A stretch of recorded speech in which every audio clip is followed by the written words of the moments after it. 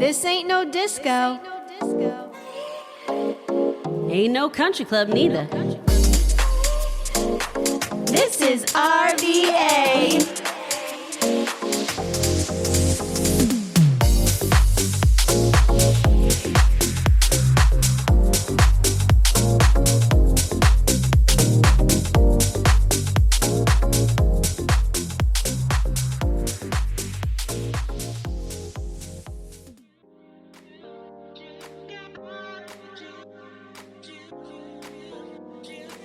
Welcome back, everybody, to another vibrant and exciting episode of O Lala in RVA with Big Daddy. Daddy, hell yeah, I'm here. How could we forget? Season 3, episode 16, Sweet 16. Yeah, Sweet 16, I think. Not many left this year. Well, we have a cool guest today. Yes.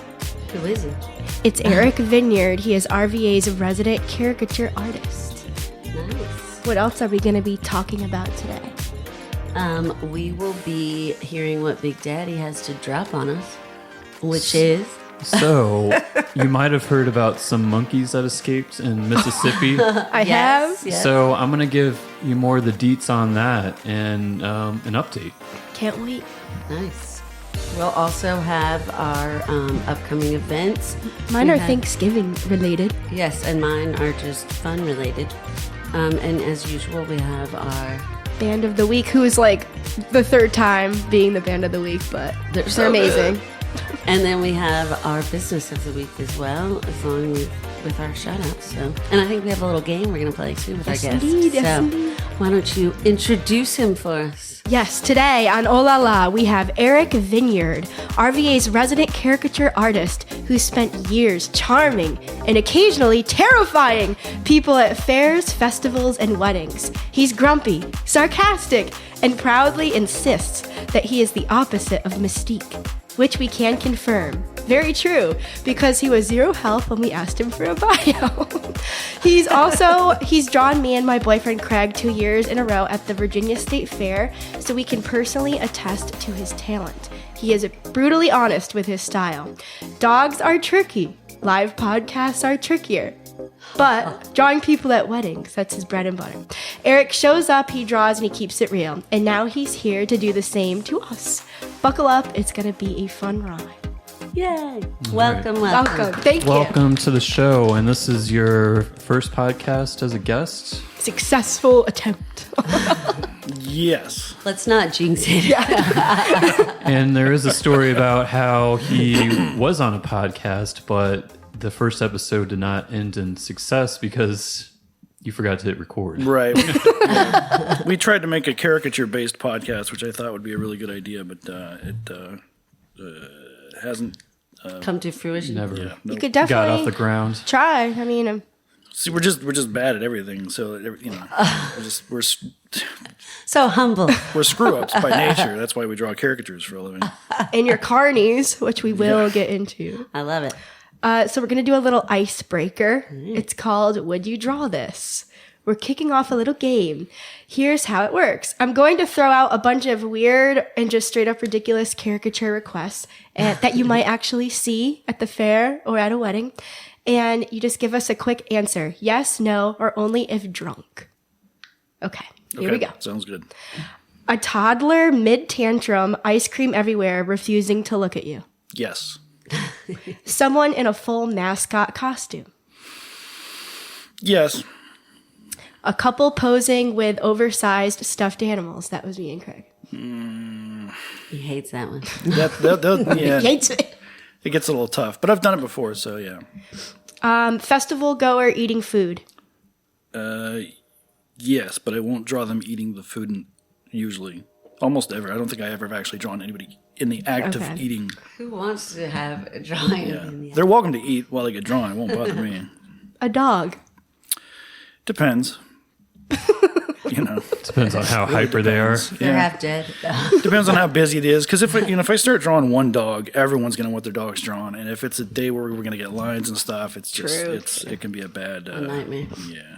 A couple asking you to draw them in a sexual pose. No, but there is a guy out there who does this. His name is Dunn. He's known as the Dunnisher on Instagram. Oh. He did a thing called Freaky Fridays. I've never met the guy myself, cool. but I've seen his work for a long time. And I don't know how he was getting away with it, but I think more recently he did get banned from one of the fairs or festivals that he was doing this at. Fairs? Oh my god. Yeah, he was doing this at state fairs and stuff every Friday, and he would, and, his great work. It's entertaining as hell. That's hilarious. Yeah. That is. Someone super drunk. I have no choice most of the time, but that's every wedding I've ever done. That's what I was about to say. Someone flashing the camera. Well, not the camera, but you. Maybe. Depends on the specimen. If we're at a fair or festival, probably not. Okay, just two more. Someone laying down asking you to draw them like one of your French girls. I've never heard that joke before. In the 20 years I've been doing caricatures, I've never once heard that joke in particular exactly. And I definitely don't ever get sick of hearing it. Yeah, right. Okay, last one. Someone asking you to start over again because they didn't like the way they looked. Sometimes. Every once in a while, I'll start over if I'm not happy with it. But usually if somebody's like, I don't like this, can you draw it again? I'll be like, it's not going to look that much different if I draw it again. And if I'm not in the mood for it, then I'll just refund them or, whatever. Doesn't happen very often, but... So none of them were answered, only if drunk. You're a wholesome fellow. I don't drink and draw anymore. I used to do it in bars all the time when I was much younger and I could handle it. And back then, drinking would loosen up my sketch a lot. And nowadays, it just goes to complete rubbish if I have any alcohol in me at all. Ugh. Yeah. I can understand. Okay, so we're going into the interview now. Yes. So are you from Richmond? If not, what brought you here? No, I spent most of my youth in Hampton Roads, Newport News, Williamsburg. And Williamsburg was where I worked at Busch Gardens and learned how to draw, cool. to draw caricatures there. Oh, fun. I wanted to move to Richmond just to be around more of an art scene, more artistic things going on, to see what opportunities were, because it's the capital of the state. There's more culture here, or at least some semblance of a culture here. But, and I've seen and done a lot over the years, but Richmond's a funny town. I agree. Not always in a good way. What's your favorite thing about Richmond? Centralization, because I can get to anywhere from here. Any gig, any fair or festival is usually about 2 or 3 hours at most of a drive. It's true. That At is the beach, true. the mountains. So, were you DC? born in the Hamptons Road area? No, I was born in southern Illinois, near a place called Carbondale, Cave and Rock. There's a metropolis down there too, and it's the opposite of what you would think of a city Metropolis. being named. They do have the largest Superman statue in the world, No, apparently. That's a good claim to fame. Yeah. Are you a Bears fan? I'm not a sports ball fan. Sports ball.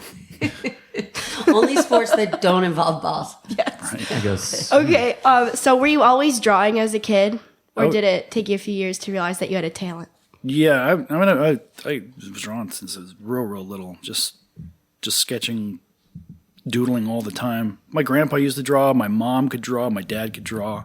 He used to do really great renderings of like Frank Frazetta drawings. He would just copy them straight up. He would have been a great a forger, art forger if he'd gone into that. I know we could have hooked up with the Louvre thieves. Yeah. Do a little replacement. Were there specific artists like when you were growing up, or was it more like cartoon stuff, or what influenced you the most when you were like just starting out elementary, middle school? Yeah, I mean, I used to watch Looney Tunes and stuff all the time as a kid, and then that style of animation, Disney and Warner Brothers influenced me a lot when I was a kid. And then going into high school, I was into comic books, and there was a couple of different comic book artists like Jim Lee or J. Scott Campbell that really influenced the way that I draw faces in particular. What do you think is the hardest body part to draw? Anything below the neck, honestly. Yeah, when I worked at Busch Gardens, we would do body theme sketches all the time, and like you'd have to develop these, cookie cutter bodies or whatever. Like if a kid's like, oh, I like basketball, so you draw him like sitting in a basketball hoop with his legs hanging out and a basketball hanging his head. And I must have drawn that same sketch probably 100 times. But I never felt confident doing those kinds of caricatures. Really, I was always better with just Faces. Yeah. So, did you go to art school? Did you get any like classical training or anything? Not for caricatures, no.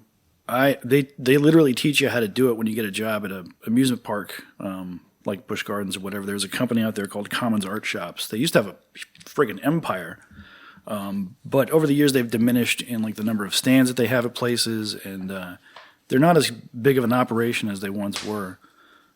They had a whole training manual developed by this artist named Dino, and he was actually the one that he had really good body sketch, templates. Mm-hmm. And so like a lot of what I was drawing, like I sort of tried to get from his little, just a black and white copy machine manual. Sketch, yeah. That they put together. What was the question again? Did you get any training? Yeah. All the training was at Busch Gardens, and I had not. I took commercial art and stuff in high school, but I didn't go to VCU until after I'd already gotten fired from Busch Gardens. Why'd you get fired? Drug testing, I think it was. What was your drug of choice? Was it the wacky weed? Yeah, at the time it was, because I had stopped for a while, and then I started smoking again while I worked there, and they were not drug testing the caricature artists, but then I can't remember if it was before or after they got sold. I think they were trying to get the company sold, and so they started random drug testing even all of their contractors and everything. That's crazy because that costs so much money. Yeah. Also, like, if you're an artist, Yeah, That's your Oh, inspiration. most of us are at some point, So are most teachers, nurses, and doctors. But the whole world. Since I've done all of this. Right. Except being a doctor. My company doesn't drug test because it's just a waste of money. Right. Yeah. Like we knew Jim was doing really good work, then we drug tested him and we were forced to fire. Damn it. So what did you study at VCU, actually? I went through their art foundation program, which was interesting because I was forced to do stuff that I had never had interest in doing before. And then I went into, kinetic imaging? Because I wanted to be a filmmaker, and I'd already, made a bunch of stuff on video fucking around with my friends. And it turns out that I knew all of the stuff that they were teaching already in those classes. But the one thing I got from it was like feedback and working with other students to create projects and whatever. But then after about a year and a half, I just decided I didn't want that degree. It was probably going to be useless, and I dropped out. Preaching to the choir. so did you like hit the ground running and just like, how did you Say I can make money off of this off for a of living. your art? Well, I had already been through Busch Gardens for 3 years. I got fired from there, came to Richmond, went to VCU. I got a student work job working for VCU Creative Services. I was like a web design lackey, basically, like the bottom of the rung. Like if they needed to cut a job, like I switched over from doing work study to just being like, hey, can I just work for you guys instead? And that's when I dropped out of classes. And so I just had that job still. And then they fired me. So Damn. Same reason? no, I was just a shitty employee. Oh. I didn't enjoy it there. And that was the day that I was like, screw it. I'm going to start drawing caricatures on the street. And I'm just going to do that because I went on unemployment, which was really what my saving grace and what allowed me to become a full-time caricature artist was literally that 1 year of unemployment.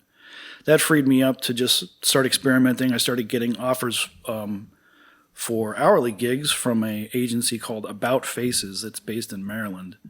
And they would just get inquiries, be like, hey, we've got a birthday party, we've got a wedding, 2 hours and wherever, are you available? I would just rent a car, drive the 2 hours out there, do the gig, come back and make money. And over the course of that year, I got to the point where I was doing maybe about 6 gigs a month at most. And that, it's not a lot of money for anybody, but for me it was, I know. more than With enough. the unemployment. And doing what you love. Which most people don't. Yeah. I'm fortunate. I do what I love. What was I going to ask? How'd you get into the carnival life, carny life? So yeah, I was doing hourly gigs for years and years. Like you said, weddings were my bread and butter, but I hate weddings so much. I was being slightly sarcastic. Is it because of the bridezilla, I just Everyone being drunk. high I don't pressure like weddings setting? in the first place. I don't like the idea of weddings. It's an industry that I don't even. I could talk for hours about how much I hate everything surrounding weddings. But when you're drawing people at a wedding, everyone's wasted. No one's paying attention. Everyone's looking at each other. They're making out. Yeah. They're laughing. No, and you can't. And then like someone's dad comes up and sticks his nose in your ear and goes, "Make her tits really big." Oh my God. I can see that, Yeah, I Yeah. can see that. And they only whisper it loud enough for you to hear. They don't say it loud enough for the joke, the people who the joke is intended towards to hear it and laugh. It's just a private joke for somebody else in my ear, and I don't. How did I you're know? like- And you're like, I haven't I've heard that never one. heard Yeah. that before. Does anyone say make his balls really big? Because I'm going to fucking turn that shit around. And I'm going to say that the next time I'm at a wedding and there's a caricature artist, I'm going to say, make his balls. Like that episode of South Park. Yeah. What was I going to say? Oh, carnival life. How'd you get into it? Oh, right. So I was doing the hourly stuff for a while, and another caricature artist that I was drawing occasionally with, that I'd worked with at Busch Gardens, he got an offer from a guy that he used to work with at Busch Gardens well before my time, who was doing state fairs. And he got brought on board to do that for like a commission, basically. So like, this guy would take care of the tent setup. He would pay the rent on the booth fees, and we would come in and get a cut of whatever we drew. And I did that for probably 6 years before they fired me. Oh my God. Same reason? There's a running theme here, and I got burned out. I ultimately wasn't all that happy working for somebody else, and got pretty drunk on the job in one series of fell swoops that like we just sort of parted ways amicably, I think, and that was more or less it. So what is your drink of choice on the job? Excellent question. Probably whiskey. Whiskey? probably Okay, whiskey, yeah, that'll get it done. Makes I you was feel actually- better. I was supposed to be on a call for a smaller fair that I had no interest in really being on call for, but I was just sort of there anyway. And me getting drunk that day was kind of an accident. he had the whiskey lying around. I was like, yeah, I'll have some with my coffee. And then that turned into having 8 of them with my coffee. And then, Oh, okay. Then they were like, so hey, it was hey. an early morning Yeah, thing? well, it was an all day thing. We should not go on vacation together. Well, that's what they call an Irish coffee. So it's, All right. I want to hear the scoop on carny life. Have you seen anything crazy? Are there like crazy parties? Oh God, where do I begin? I want to hear the craziest stuff. I don't have too much experience with any of the socializing, the parties and stuff. I did almost get arrested for transporting a guy who I think was picking up crack oh, in the middle of the night in North Carolina. nice. I was sleeping in my car because I had a fight with my friend who hooked me up with the job over something ridiculous that had nothing to do with anything. And this guy knocks on my door in the middle of the night. He's like, hey, can you give me a ride up to this gas station in town? I'm like, fuck it, I'm not doing anything else. Why not? So I take him out of the what do you call it, the fairgrounds. Drive him out to some gas station or something. He gets out, does something, and then I go back to the fairgrounds without him. And then, like an hour later, I hear tap, tap, tap on my window again. Like, hey, man, can you give me a ride to my friend's house? I'm like, all right, let's have an adventure. You got a job. Yeah. So, yeah, on the way back, he starts tweaking pretty bad. Oh, And, no. yeah, I let him out of the car. I start going back to sleep. I get another tap, tap, tap on the window. no. And it's the fairgrounds police officers. They're Uh-oh. like, They're like, what was? I just gave him a ride to his friend's house. I don't know what. I have no idea what was going on. Just let me sleep. You're like, please, no one else tap on the window for the love of God. Yeah. I thought you were going to be like, he ended up sleeping in the back of the car. Oh no, not with that smell. Where do the people that work the carnival sleep? Do they stay like in bunks at the fair? They usually have campers. Yeah, a whole slew of campers. It's all individual contractors who own their own games and rides, I guess, that contract with the ride companies. And then that's all the stuff you'd see on the Midway where we're set up on the state fair. And then, others sometimes stay on the fairgrounds, but they're usually independent who come out of wherever and just contract directly with the fair board. What are the people like? Is there like something that makes someone a carny versus just like a civilian? You got your Joe Dirt people versus... Yeah. I came in at the very end of an era where it was probably a lot filthier than it is now. The ride companies have made a lot of efforts to, I guess, clean up their act and go a little more corporate over the last 5, 6 years, 7 years. So That's boring. Yeah, at one point they were drug testing.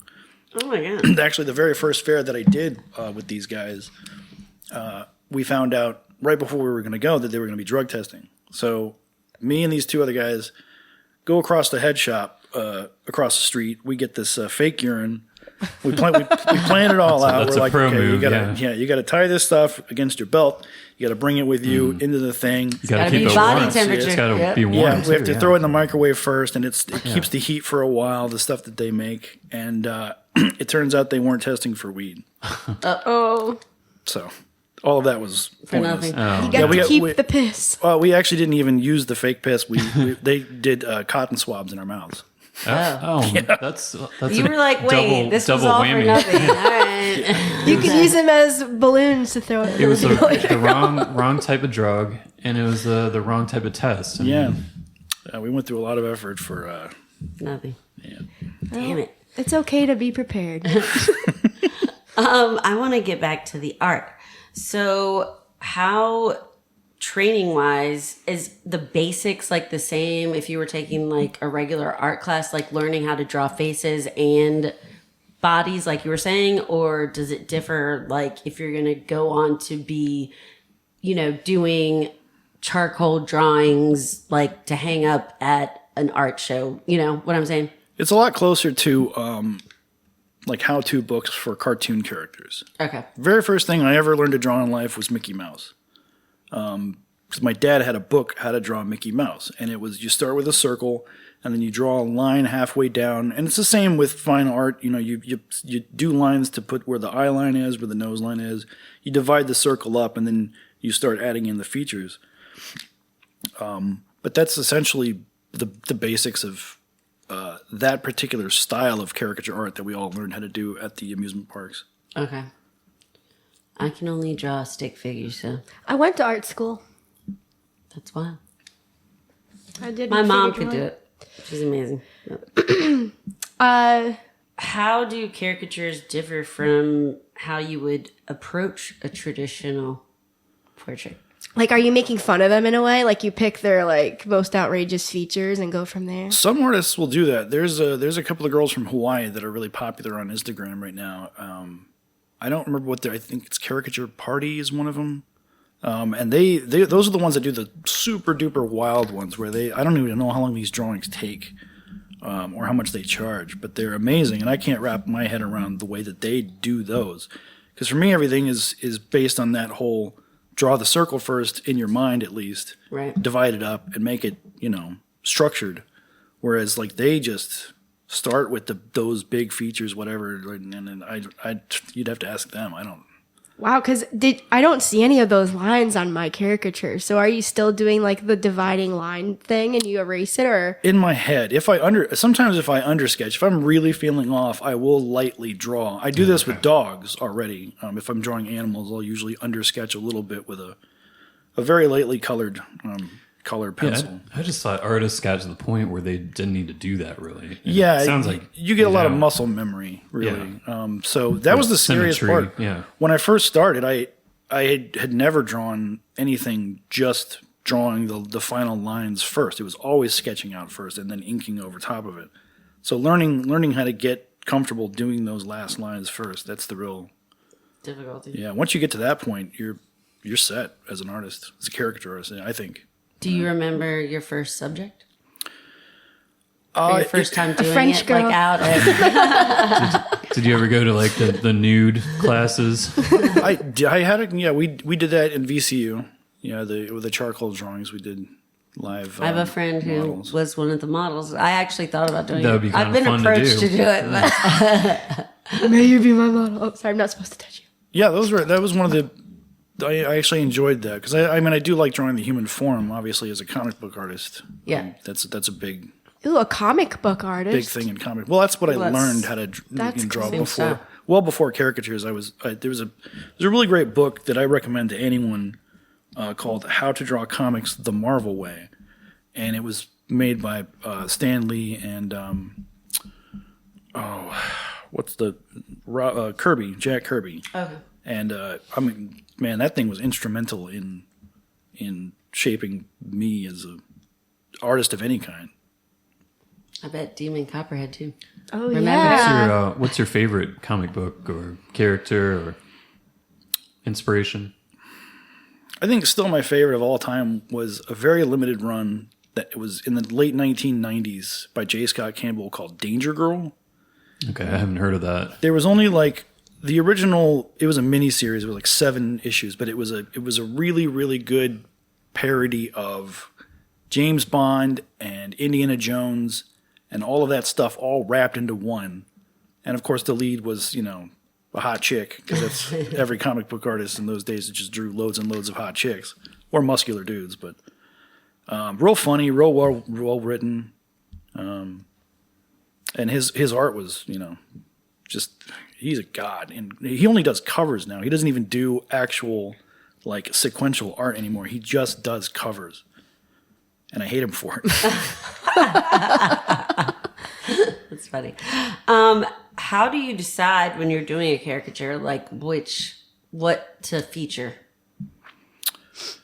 It doesn't. I don't really think about it that much. It's sort of a unconscious process, I think. But for me, it's all about simplification. It's about turning people into basic shapes. Like every head is either one of 3 or 4 shapes. It's either a peanut, a square, a circle, or a triangle. So you can see on yours, there's a triangle on the left, obviously, combined with a circle. Right. So once you get more in it, but that's also a variation of the peanut shape. And then from there, it's just you just get used to drawing the same lines over and over again. A lot of it's muscle memory, and you get regular like if you watch any cartoon, you'll start to notice that they have the stylistic choices that they make. There's a consistency between them, so you'll see the same type of nose on multiple characters sometimes, or the same type of eyes, and that's really what happens. Is I just pull from a library inside my head of which eye am I used to drawing that looks closest enough to the whatever eye I'm looking at. That's cool. That reminds me of like the behind the scenes stuff you'd see from Disney. Like when you would get the DVD or VHS, whatever, like it'll show you the basic shapes that they keep using Yeah. for the Yep. same characters. Since I'm so think I used to have horrible one. at drawing, like I remember learning to draw the circles for a dog laying down and like the circles above, then the ears. My grandma used to have like the old Disney learn how to draw books. Yep, yeah. Like I said, it all comes from How to Draw Mickey Mouse for me. So this reminds me of a meme where it says how to draw an owl, and it starts out with the forms, like the 2 circles, and then it says after that draw the fucking owl, and it's like a very detailed illustration. But with your caricatures, you also add a lot of humor. Like you put ass pro shops on my Bass Pro Shops hat, which made me laugh because I wore it to be ironic, and it just made me smile. Every once in a while, yeah, there's an opportunity to play around with a logo or whatever. I hate drawing logos off of people's hats because it just takes up too much time, and I usually don't put anything on there. But every once in a while, I've done the Ass Pro Shops joke a couple of times. That's good.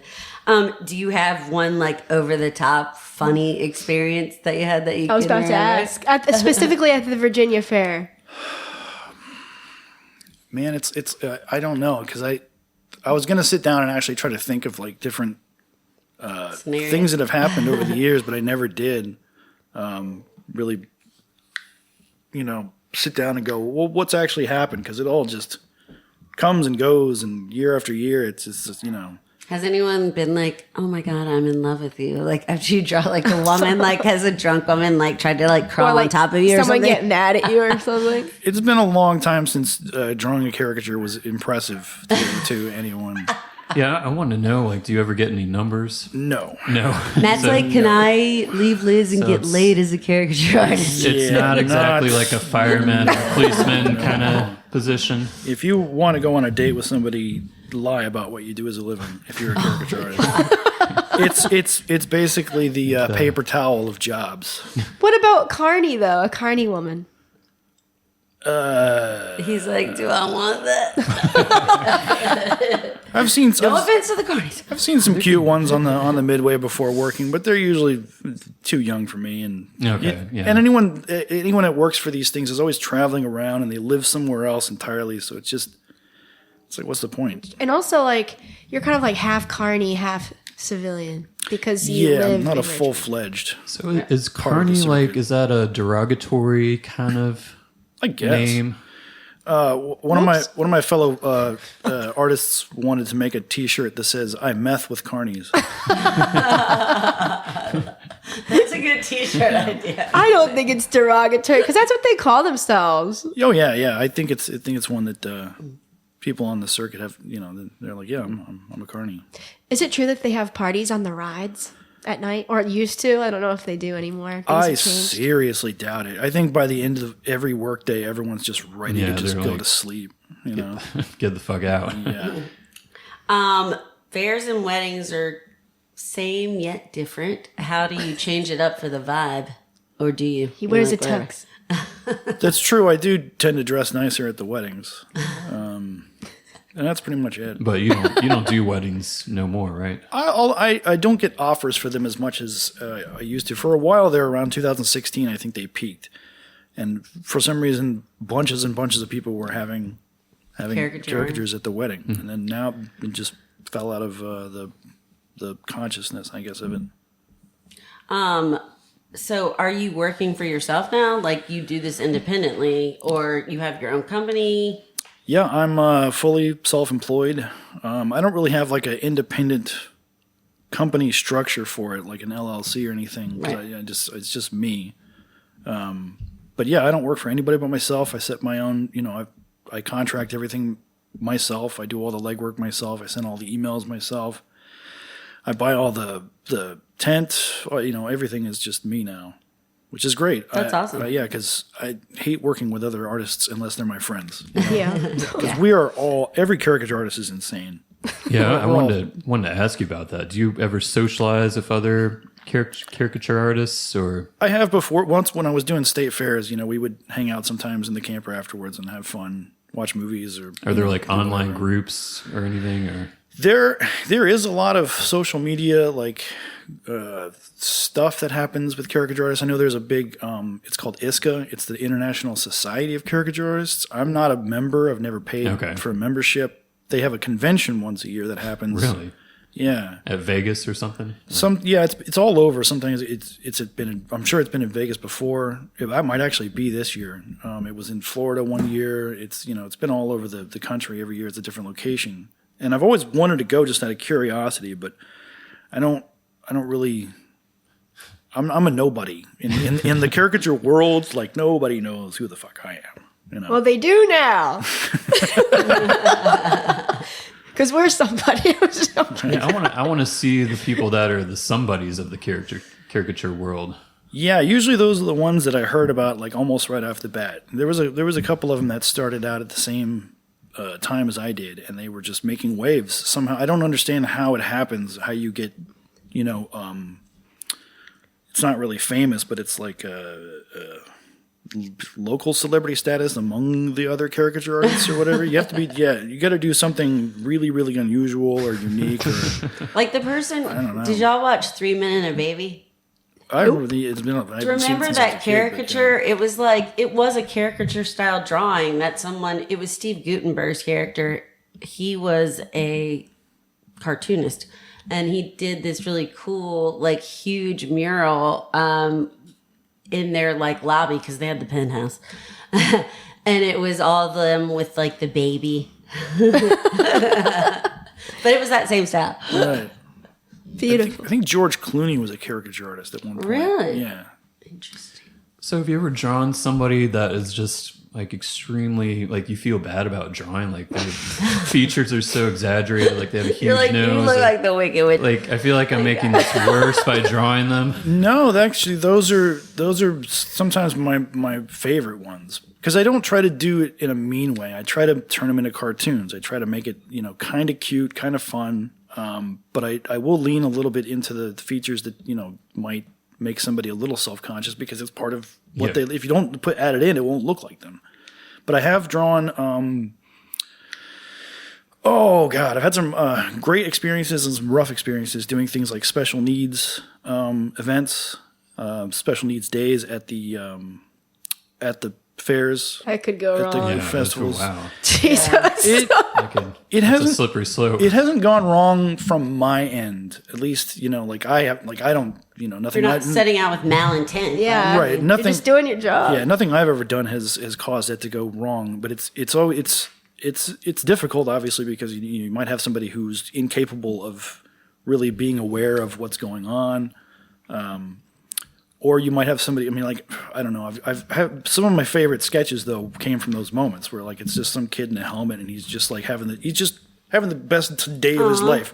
No matter where he's at, he's just squealing and laughing and happy, and you just go with it. You turn him into you don't hold back, and it turns out way better. Yeah. Oh, I love that. Who are your least kind of favorite people to draw? People who look at their fucking phones. You have a sign on your table about it. Yeah. I tried to make one this year at the fair, and no one pays attention to the sign because they're looking at their phone. Oh my God. Yeah, that's the worst. Is just people who are just like the ones that aren't. For some reason, they feel like I don't know why they're getting a sketch done if they don't. What's the point of that if you're not going to look at Yeah. the artist? Right. Yeah.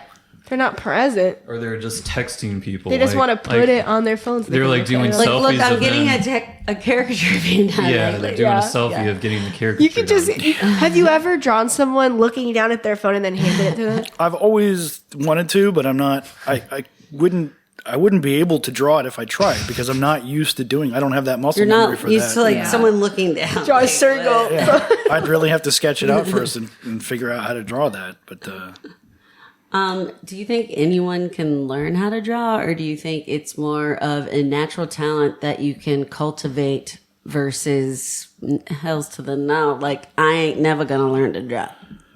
it's pretty contextual. Like I've worked with like managers at Busch Gardens who they had to learn how to do caricatures just so that they could be present to be able to cover, a shift or whatever. And they're not like the most, caricature artists, whatever, but they do incredibly, like one of them, just made more sales than any of the rest of us just because he was Wow. so fast at it, Did you guys hate him? No, well, I mean, we hated, we didn't like working next to him because he would take all of our money. Yeah. But that was the only reason. No, he was a great manager. I liked working with him. But it was interesting to see somebody who was essentially coming in as a manager, learning how to do that, and or having learned. Yeah, how that's to do really that, cool. Yeah. So I don't think you have to be an artist at heart to be able to learn to do something that sells. At Right. least, That's so cool to hear about. Just something I don't know about. As usual. What keeps you motivated to continue? Money. I knew you were gonna say that. Yeah, money. Money in the 8 months a year that I basically take off. Oh, that's amazing. I just finished like my year essentially, and it's a gauntlet of like 4 or 5 months of just back to back every week, Like every tourist weekend. season. Yeah, just doing different fairs and festivals all over the state. And then after the Virginia State Fair, I'm done. Like I want to quit forever because my arm. Yeah, does your so hand get bad. cramped up? The hand sometimes a little bit. It's really my right shoulder. I was gonna just say from shoulder. just from the motion of moving my arm around. How long is your shift at the fair? The hours at the Virginia State Fair are 10 to 10 every day, pretty much. Holy Sometimes 10 to shit! Do you get a break? I mean, we can take breaks whenever we want. I just close down the stand and leave a sign that You're says, just "I'll be not back when I making feel money, like it." right? Well, so do you get Pretty much, hourly but- plus tip, like what they pay, or is it just you get? No, I just sell caricatures. Okay. Yeah, I didn't know people- if the fair no. gave you like a kickback Nope, I have to pay them a fee for dang. the wow. rental. for the stall. Mm-hmm. Okay. So I pay them a fee, and sometimes I have to pay like sales taxes. And then with the ride company, especially on the Midway, that one's the most expensive one. That one's real expensive to do, but we do so much business that it's worth it. Right. But that mass volume of business that we do on the final weekend is just, You're like cut the- my arm Yeah. off. thank God we it's got- the end of the year. You drew us at the end of the fair. I'm sorry. Thank you. So I thought it was cute. I have one question about the fair, though, really quick. Did they give you any perks? Like, did they give you free food or free anything? Sometimes you get discounts because you have a badge. They make you wear their shirts and stuff like that when you work on the Midway. So, but you can always haggle and barter with any other independent vendors. You just be like, hey, I'm over there drawing caricatures. You want to trade that for food or whatever? Usually the food's not as expensive as my caricatures would be, but Yeah, get a lot of food. So do you work in any other mediums? Like, will you draw caricatures online for people or digital caricatures? yeah, actually when I'm doing them with commissions, I prefer working in Photoshop with the colors. It takes a lot longer, and it honestly really, I'm not sure it looks as good as what I'm using now, those pastels. Yeah, like Is it chalk or is it a marker? They're called Pan Pastel, and it's one company that makes these things, and they're powdered pastels. I'm not sure what ingredients go into them, but it's like working with makeup. okay. I was gonna say, is it almost like chalk? Cream? Yeah, I did chalk ones for a while, but they're real slow and messy. These things Like are a creamy amazing. These are chalk? like a Yeah. jacked up chalk. Yeah, like I said, the closest thing I can think of is it's like working with makeup, and it goes on real quick. And So you could become a makeup artist. Is what you're telling me. I maybe could the face paint. I'm usually set up next to one of You those. could work at Ulta. But yeah, I like working digitally. I've done a couple of them, like using some artists will use like tablets, when they draw, and they'll just I do was them. wondering, They'll just yeah. email the sketch okay. Oh, out. that's yeah, cool. that's a good idea, I yeah. didn't know that. What advice would you have for someone who wants to look more into this, and how do they do that? Stay out of Virginia because I don't want the competition. No, I always say if you get a job working at an amusement park, they'll teach you how to do it. Or if you really just want to try it out, go on YouTube and look up, how-to videos. Yeah. Basically, people always ask me if I would ever do a caricature training course. Maybe eventually once I'm no longer worried about any competition. But it is fun because I did put together a training course based on what I'd remembered from Busch Gardens, and taking somebody through those steps, that process, that is fun. You could come up with some kind of like kickback, like, okay, You work for me now. you start, yeah. Like you would have to start filing taxes like an LLC, but I mean that could be a way you build your pyramid. Yeah, once the if sky. my arm ever completely just demolishes and I'm like I can't do this anymore, I might have to turn into one of those assholes. How can our listeners follow you and support you and get drawn? Just come to the fair, really, and look for our stand. You can go to ericscaricatures.com, which I don't ever update. Eric with a C, C, ERIC, and nobody can spell caricatures, so don't worry about that. I can. I can as well. And you're on Instagram too. Yeah, also it's Eric.caricatures or Eric's.caricatures. It's one of the two. I don't know. I hate social media. It doesn't We'll get me plug it anywhere. in. Well, I have one other question. If someone was drawing your caricature, if you've had it done before, Oh, yeah. what did it look like? Like, what feature did they exaggerate? Your hair. Yeah, my hair gets a good one. My neck, when I don't have my beard, my neck sort of like runs into my chin, which is always fun. I have a very like small smile, and like the way that my teeth, there's like a little triangle there, and my droopy eyes on the side of the eyelashes. They get those. Do you ever do self-portraits in the caricature style? Yeah, I've done them plenty of times. I can draw myself without even looking at this point. I can draw something that sort of resembles me. You know yourself like the back of your head? Kind of, yeah. The older I get, the more I'd probably have to look into a mirror. But yeah, all of us draw ourselves every once in a while. We all draw each other every once in a while. You can't not really love caricatures and be a caricature artist. Right. Yeah, you got to have a sense of humor. Yeah, right? well. Yeah. Sometimes. All right. Well, thank you. We will post everything. We will find you on the interwebs. Yes, we will.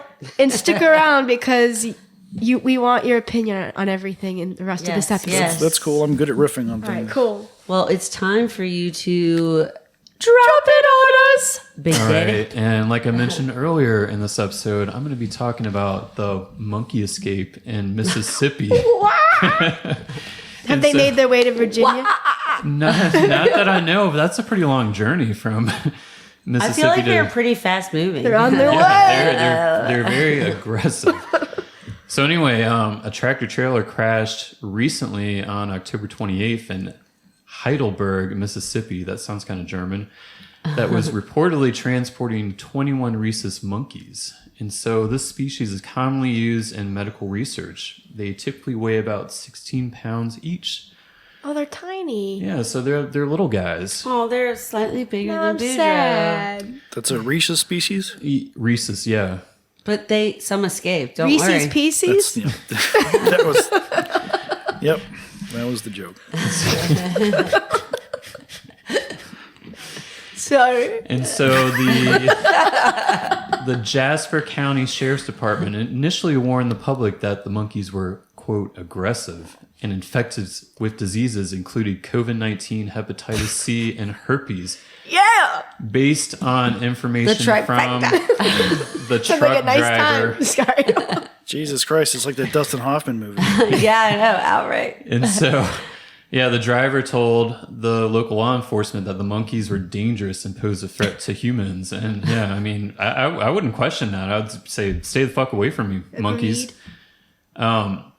And so Tulane University later released a statement clarifying that the monkeys were not infectious and had received recent checkups confirming that they were pathogen free. So I call bullshit. So what do you believe here? Then why'd you put it on the news? Do you believe the truck driver or the university? Well, I honestly would probably believe the university over a random truck driver, but I don't know. Why do I feel that's the question that we've been asking ourselves as a society for the last 8 years? Have you guys I'm seen like, Black Mirror? Anything's Nosedive? possible. Yeah. Hey, who should be the president? Should we listen to the truck driver or the university? And Tulane, they released a statement saying non-human primates at the research center are provided to other research organizations to advance scientific discovery. The primates in question belong to another entity, and they have not been exposed to any infectious agents. The non-human primates were not being transported by Tulane, but we were actively collaborating with local authorities and sending a team of animal care experts to assist. And so, so the monkeys, they were pretty much all caught, except 3. They escaped into the wild. And they're still at large? But the authorities, they found 2, and now there's only 1. Uh-oh. One to rule them all. And in the darkness, bite. That's the question. Like, is it what's it doing out there? And so Men are assholes by them. So I kind of went down the rabbit hole here, and I was like, has this happened before? I'm sure. And it has Planet happened. of the Apes. Well, in 2024, over 40 rhesus monkeys escaped from the Alpha Genesis Primate Research Facility in South Carolina. Officials, including the facility's CEO and local police, denied that the escaped monkeys were carrying diseases. And also in 2014 and 2016, the same facility had 26 and 19 monkeys escape in separate incidents. And going back to 1989 in Reston, Virginia, military cleanup crews wearing biosafety suits encountered a situation where one infected monkey with Ebola That's the hot zone, baby. escaped its cage and was Outbreak. at large in the building for a time before it was eventually captured. And like Liz said, this is the basis of the book, The Hot Zone. And One of my favorite books. Why Y'all should read. why does this situation, why does it seem eerily familiar? It's like, I've seen this before. This is how the dawn of time happened. Because this plot is very similar to 28 Days Later, where monkeys were released and, you know, a lot of people ended up catching the rage virus. But it is also like Outbreak, which was based on the hot Yeah, zone. Outbreak, 12 monkeys. Actual AIDS. Yeah. Yeah. Back in the 80s, I think. I actually think this would be a good caricature, like monkeys going wild off of a truck. Like running across Or the highway or attacking a something. truck driver With hepatitis. with needles. With like body parts melting and stuff. Like, I don't know. That would be a cool poster. Yeah, that would be kind of a cool poster. Anyway, that's your titillating knowledge for Drop It On Us, Big Daddy. Thanks, Thanks, Big Daddy. Daddy. We appreciate All right. the news. We got some events coming up. I'll go first since yours are Thanksgiving. Yes. All right. So this is going on from November 17th to January 4th. Dominion Energy Festival of Lights. Yay! Which I haven't done in a really long time. It features millions of lights, botanical decorations, modeled trains, festive dinners, warming fire, hot chocolate, s'mores, and more. Bring your wallet. Sounds amazing. Say Exactly. Model train. Yes, Yeah. and they're really cool, actually. Non-members, it's actually not that expensive for what you get because it does take like pretty much a whole evening to do this. $22 Oh, not for bad. non-member adults. If you're under 12 and a non-member, it's $12. And then members, $12. Check out special deals. I know everyone's hurting right now with the government shutdown. They actually have, I believe, about $1 ticket for anyone that is losing their SNAP, WIC, EBT benefits right now, Medicaid that's good. participants. So that's awesome. Go to my.lewisgenner.org for more information. We'll post that as well on the link to this episode. And then River City Roll and Rave is Thursday, November 20th. They're transforming their space into a high-energy house party. Oh, cool. Yes, featuring live sets from local DJs like DJ Meep, Sharchan. Did you say DJ Meek or Meep? Meep? Meat. I'm just joking. Meep, like MEEP. Like the Roadrunner. Yes, meep. Valencia.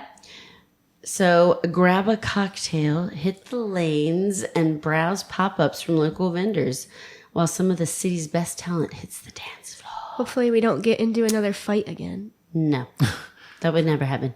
Music starts at 8:30.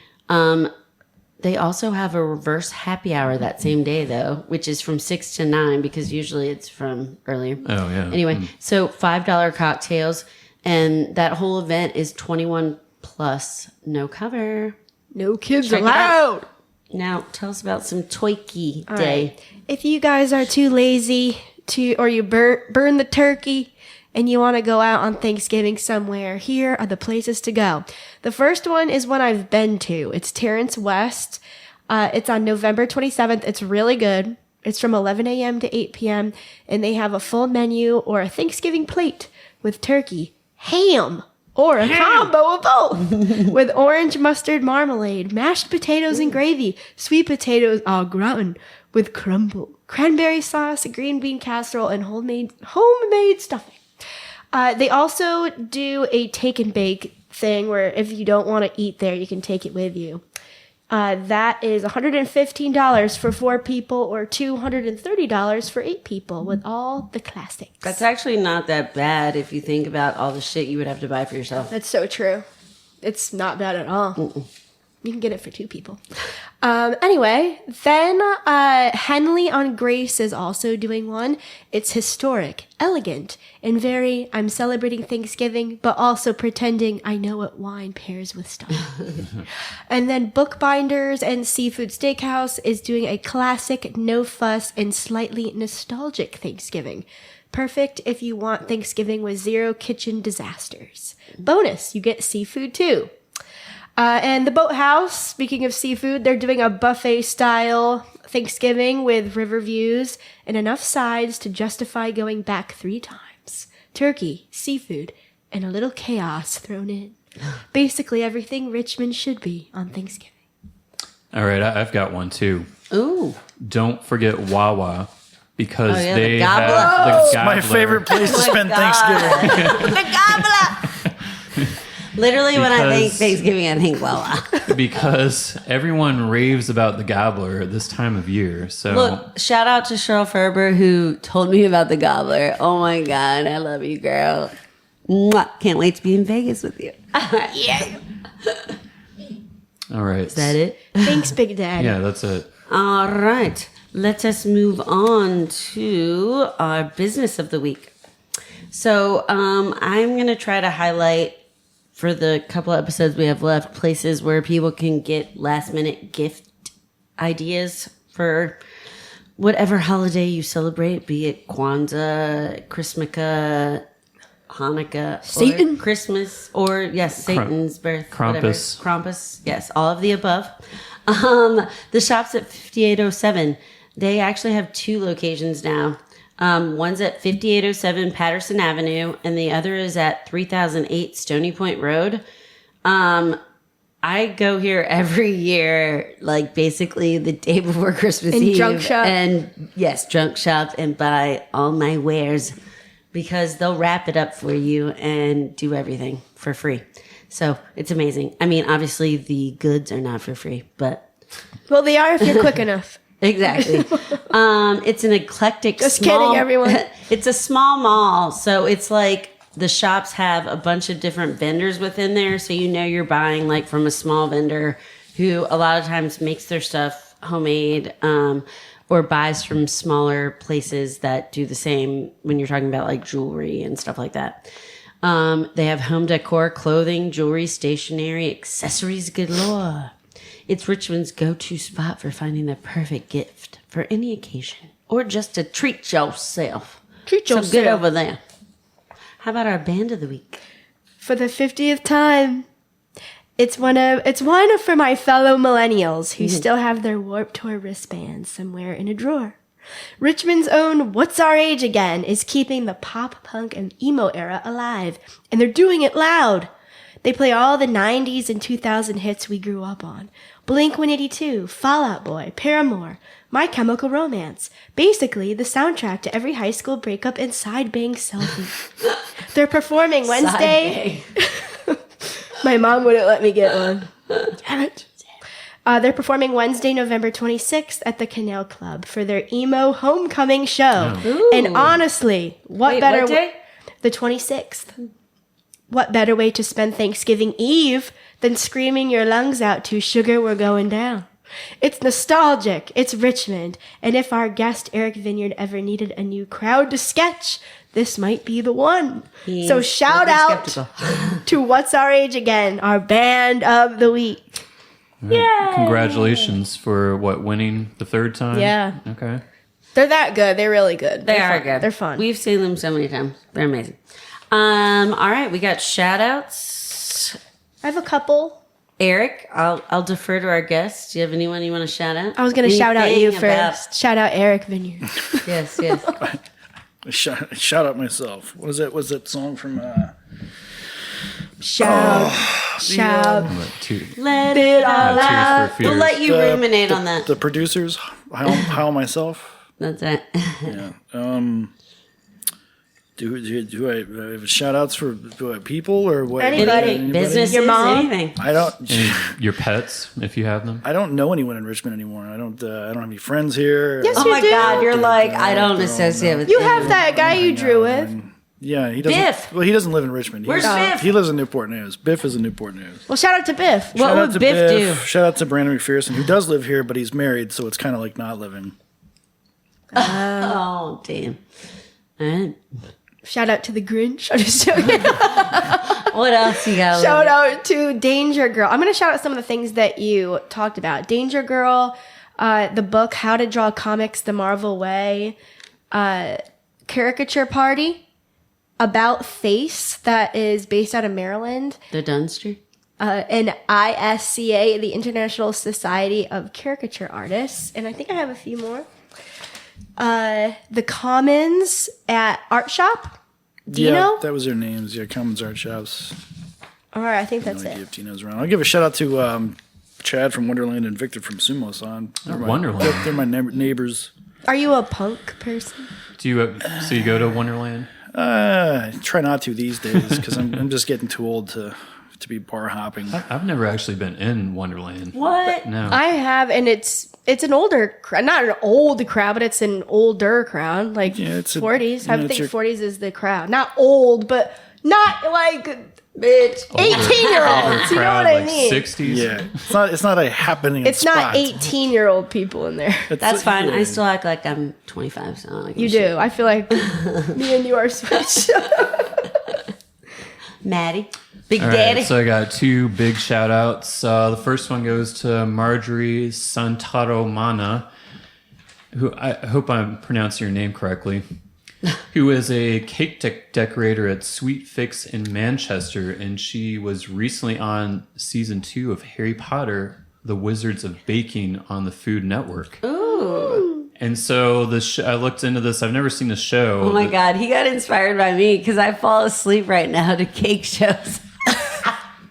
The show focuses on creating edible showpieces on the same sets where Harry Potter was filmed. So, Hogwarts? yeah. So, I'd actually like to go to Sweet Fix one time just to check it out. Me too. Yeah, let's do it. When I've lost 40 pounds. Who else you got? All right. So, I've got Big Bamboo. And so, this is going to be a new Asian kitchen and tequila bar. Ooh, yes, I heard about this. Opening in the former Juan Gonzalez location in downtown, Rest in located peace. on 412 East Gray Street. And so you're asking, what kind of food will they have? Well, it'll feature an elevated version of traditional Chinese and Asian dishes plus 20 different kinds of tequilas. Ooh. And it'll open later this year. And so I find that to be a really interesting, kind of almost clashing two things going on with the Asian and the tequila bar. So That's going to be fun. yeah. Anyway, I'm going to shout out all the Christmas pop-up bars coming this year. I have a little list of the ones I've seen so far, but I'm sure there'll be more, so stay tuned. The Emerald Lounge always does something. The Jasper will be Miracle on Carey, I'm sure, at some point. Napa out in Southside. We got Black Lodge and Scott's Edition. The Evergreen on Broad Street. And new edition, Solaire just announced they're doing a whole Christmas-like themed cocktail extravaganza up top on the new rooftop. So, well, for them, for that on the business. rooftop. It used to be, what was it before? The one that you always went to. The rooftop bar. Cabana? Yeah, Cabana. It used to be Cabana. Now it's Solaire. yeah. So, Wonderful. go check it out. All right, guys. It's the most wonderful time of the year. It I've been is. told. And we had the most wonderful guest of the We year. did. Thank you so much Thanks for being on the stopping show. by. Oh, thanks Shout for out. having me. I'm glad I could make it. It's been a pleasure learning about your craft. Yes. Yeah. And it was really fun to get drawn by you twice. I was delighted And- when I saw it was you. I'm like, that's the guy who drew us last year. And maybe thrice, because I think we'll have a little podcast caricature we might Yes. post. Yeah. So, Oh yeah. So who's our next guest? oh, it's a big one. I don't want to spoil it, but if you've watched the news in Richmond in the last 20 years, you'll know. See you next time. All right. Bye. Ciao.